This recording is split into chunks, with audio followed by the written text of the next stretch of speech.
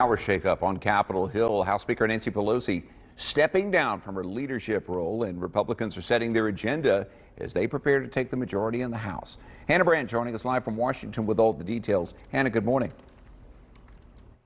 Brad, good morning. That's right. The House is really going through a transition right now between Speaker Pelosi leaving leadership and House Republicans setting a bunch of new priorities. Things are headed in a different direction.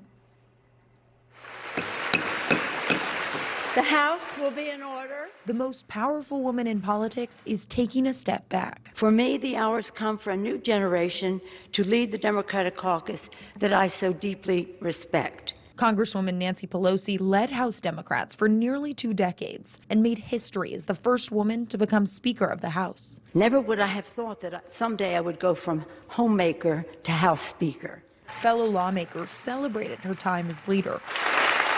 And now they're looking for her replacement.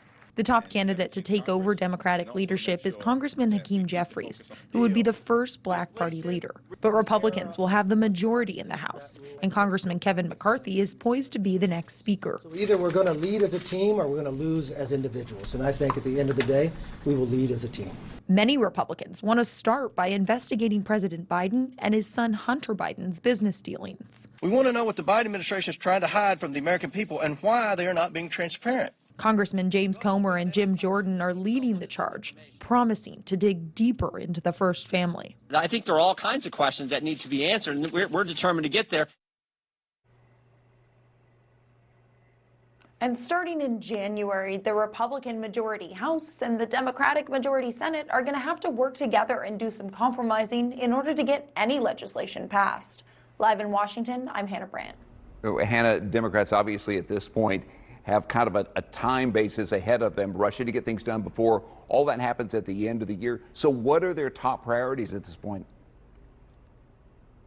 Yeah, they have a lot of things that they want to get through before they lose control of both chambers. They're trying to pass the same-sex marriage bill. They're also trying to pass electoral college reform, and they want to wrap up the work of the January 6th committee. Plus, Congress has to pass a spending bill before December 16th in order to avoid a government shutdown. Okay, Hannah, thanks very much for the live update from Washington. Well, President